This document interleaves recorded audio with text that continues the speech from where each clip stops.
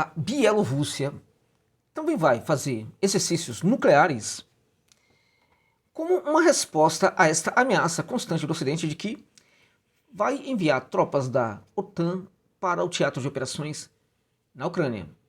Além disso, gente, claramente que a Bielorrússia também estaria preocupada, né, com a sua própria situação de segurança, né, já que o país é sempre assediado ali pela Polônia, também, de certa forma, pela Ucrânia, e é muito provocado pelos minúsculos bálticos, né, quando os minúsculos bálticos conseguem esquecer a Rússia, o que é muito difícil, porque eles não conseguem, né, esquecer a Rússia. A ministra da Educação da Estônia, gente, fez uma declaração assim, inacreditável, né, falando que os professores estão ensinando russo de forma ilegal. Ora, foi retirado o ensino de russo das escolas, não é mais uma língua oficial, e segundo ela, os professores estão ensinando russo para os alunos de forma ilegal. É muita mania de perseguição. O que esse pessoal bebe? Né? O que esse pessoal fuma, né? Porque é muito sério o que acontece hoje nos países bálticos, né? E a Simonite, que é a primeira-ministra da Lituânia, né? É uma das mais ferozes, tal, também provocadora, tal, anda falando também um monte de besteira. E falou que o seu país deverá enviar tropas para a Ucrânia. O parlamento da Lituânia já aprovou o envio de tropas.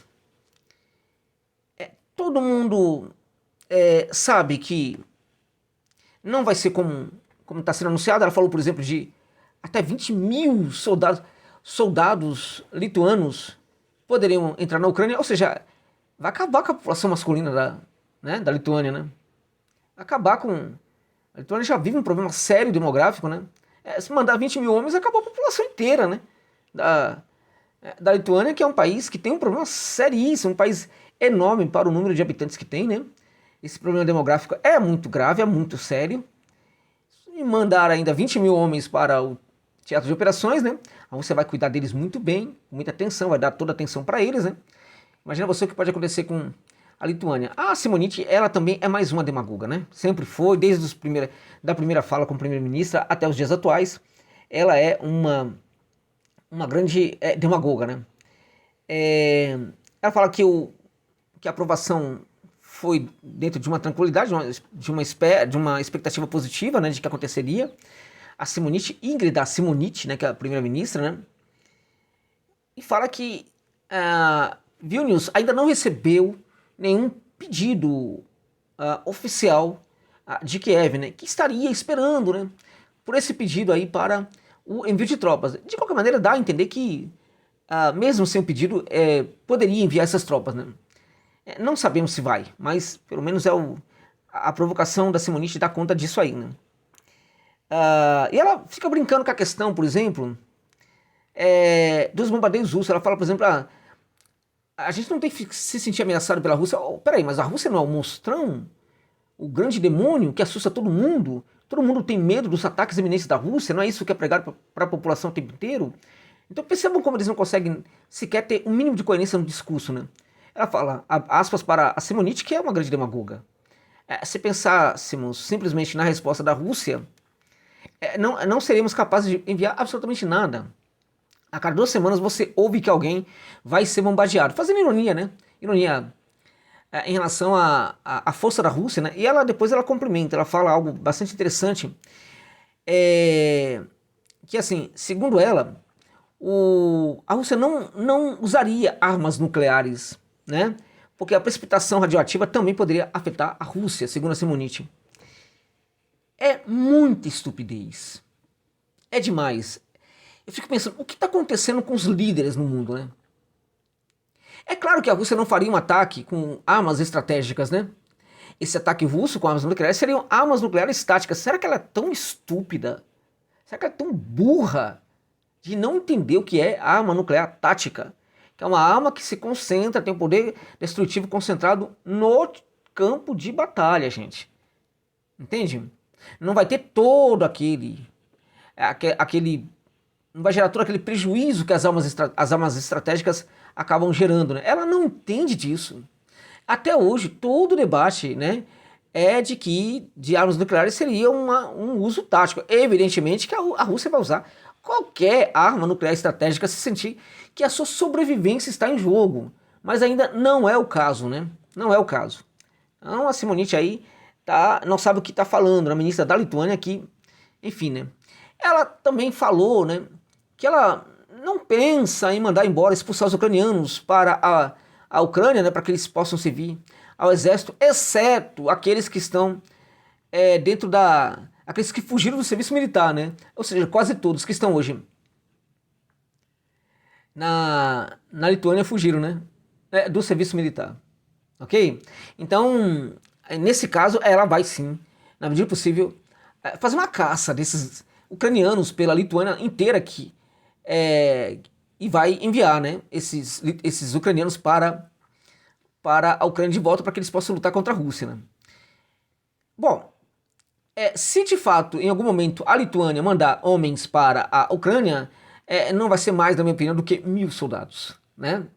1.000 soldados no máximo, e logo logo os corpos chegarão, como os franceses já devem estar chegando, né, em Paris, né? Esse número vai aumentar ainda mais. Aliás, Macron disse que se a Rússia atacar as linhas ofensivas ucranianas, né, e evidentemente ele deixou entender, eliminar soldados franceses, que aí ele vai considerar seriamente a possibilidade de envios, né, o Macron, ele nunca para, né, ele nunca, e aí ele fala num certo momento que a Rússia não está, né, a França não está em guerra com a Rússia, né, a Zaharova, né, ela falou o seguinte, né, em que estado mental se encontra o presidente francês, né, a fazer declarações tão contraditórias e tomar medidas tão agressivas? Foi a pergunta da Zaharova, né? Uma pergunta evidentemente retórica, né?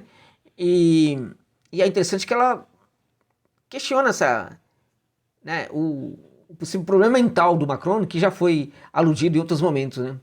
O Petit Bonaparte, enfim, gosta de latir o tempo inteiro, mas o latido dele não assusta absolutamente ninguém, né? Bem, uma outra coisa interessante aí pra gente comentar, né? Se há uma pressão do Ocidente aí, né, para que as armas sejam coletadas no mundo inteiro e enviadas para a Ucrânia, né? Se há também uma promessa do Ocidente, sobretudo da OTAN, de que numa hora ou outra, se a Rússia continuar com essa história com a Ucrânia, poderá ter um enfrentamento direto com a OTAN, enfim. O que ocorre é que assim, a pressão é muito severa sobre a Rússia nesse caso, e também sobre a Bielorrússia, que é o grande parceiro da Rússia, né? A Rússia resolveu, né, que vai fazer um exercício com as armas nucleares, e apenas esse aviso já foi uma resposta aí, de certa forma, aí para as autoridades dos países da OTAN, né? Você ter o potencial de destruir qualquer país europeu, né, com alguns avant-garde, né? Alguns avant-gardes, alguns mísseis ali e tal, enfim. Então a Bielorrússia, depois da Rússia, resolveu também anunciar que vai fazer exercícios militares com armas nucleares táticas, né? E isso realmente é algo muito assustador, de certa forma, né?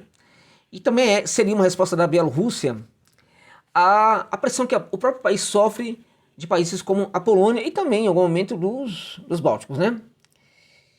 Eu acho que uma guerra da Bielorrússia em apoio à Rússia com a OTAN é algo muito fora de questão, né? Em virtude do que a própria Bielorrússia significa para a Rússia. E eu não acredito muito que a Bielorrússia entre em guerra, exceto se a Polônia praticar um atrito maior, né, mais intenso, inclusive com invasão do território bielorrusso. Aí eu acho que sim, pode haver um confronto. Mas do contrário, eu não acredito muito nisso não. Agora o fato é que a Bielorrússia lançou nessa terça-feira a informação de que vai haver sim os exercícios militares, né, com aviões, mísseis, aviões de guerra e mísseis, né, todos eles aviões capazes de transportar armas nucleares táticas, né, essas armas que foram implantadas pela Rússia lá na Bielorrússia há algum tempo atrás. As manobras começarão um dia depois, né, das manobras que a Rússia vai fazer, né? Vai ter mais ou menos um funcionamento semelhante, né? Até porque as armas são muito parecidas, enfim.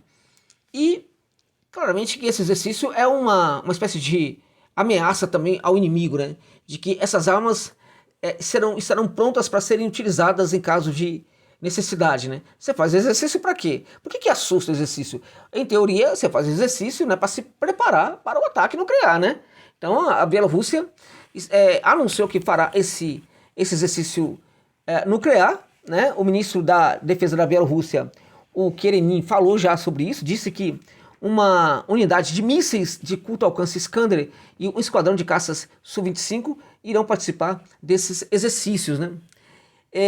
As manobras realizadas em conjunto com a Rússia começaram quando o presidente Vladimir Putin tomou posse para o 4º mandato na terça-feira, né? Prometendo garantir a segurança da Rússia. O Putin falou, né, da questão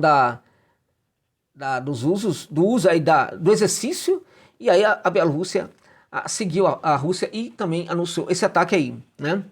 Essas armas foram transferidas, na verdade, no ano passado para a Bielorrússia, que é um país que faz fronteira não somente com a Rússia, como vocês sabem, mas também com a Ucrânia e alguns outros países ali que pertencem à OTAN, né? Polônia, Letônia e Lituânia, né? Ou seja, 2 países, né? Um país, né, importante, e 2 naniquinhos, né? A Letônia e a Lituânia. Então, a Bielorrússia vai entrar em guerra? Como eu disse, acredito que não. Mas o exercício militar é importante, é uma preparação.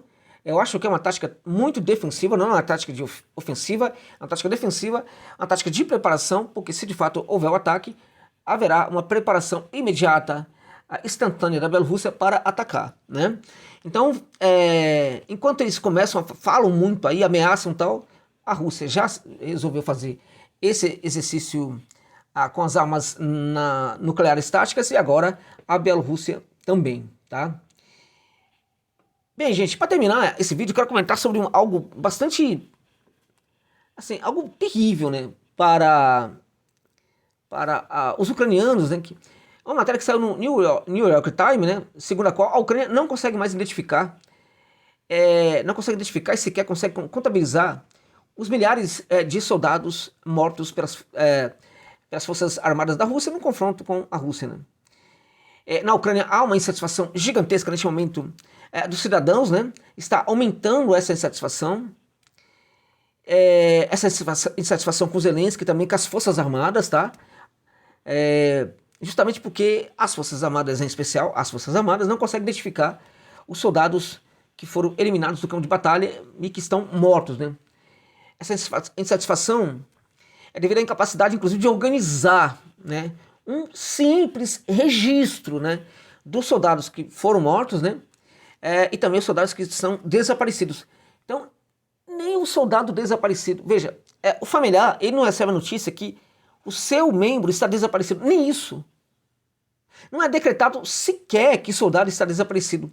Então, presume-se que o soldado que não está em luta, né, e que não voltou para casa, ferido, amputado, enfim, presume-se que esse soldado esteja desaparecido. Porque nem isso o familiar acaba ficando sabendo, né? Então, referindo-se ainda voltando aí ao New York Times, né? Ele escreve que as forças ucranianas estão sofrendo muitas perdas pesadíssimas, que muita gente sabe, né? Lá no campo de batalha, e as estruturas especializadas sequer tem tempo, né? Deveria ter, mas sequer tem tempo. Só que não é só isso não.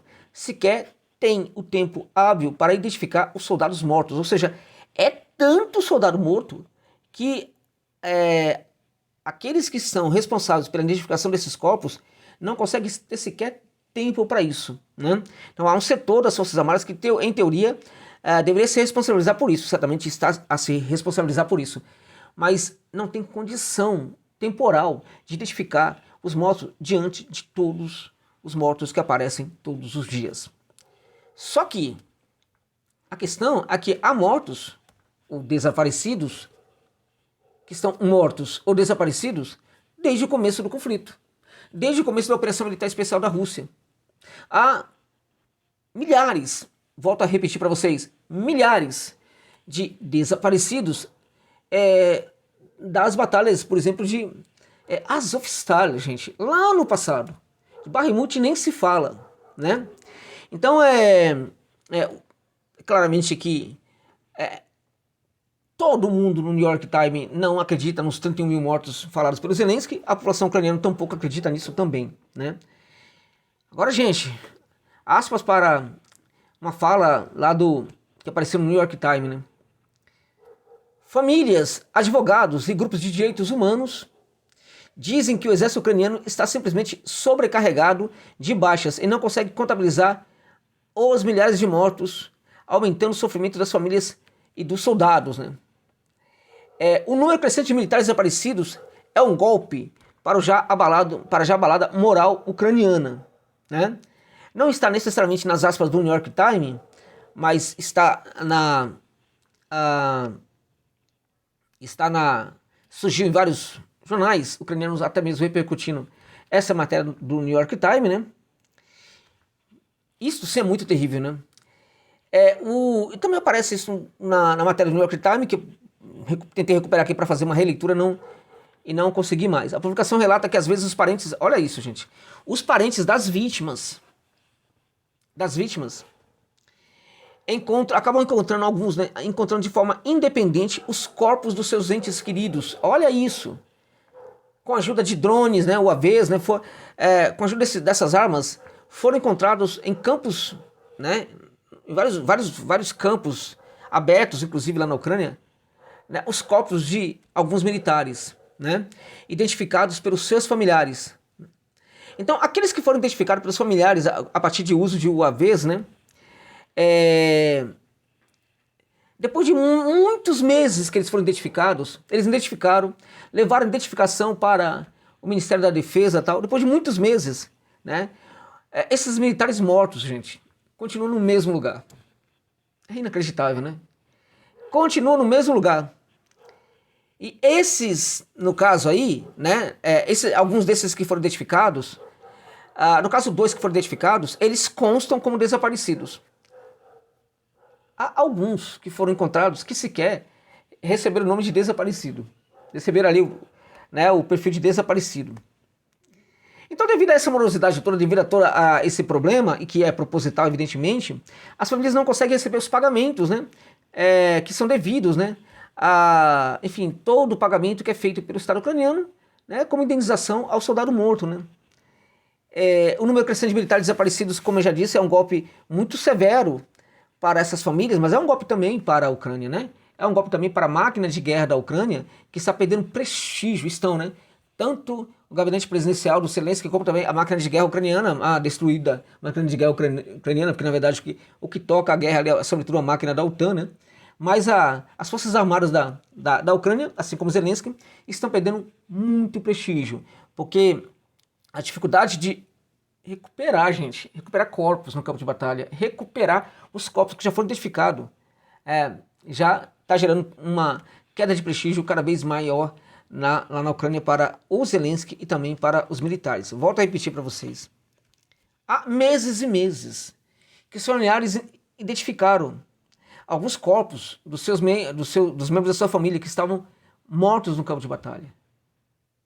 Os cadáveres estão lá ainda, depois de meses e meses, e não foram recuperados pela Ucrânia. Alguns desses sequer foram taxados como desaparecidos. Impressionante. É isso, né? Mas, como vocês sabem, para o Ocidente e também para o Zelensky, é até o último ucraniano, né? É isso.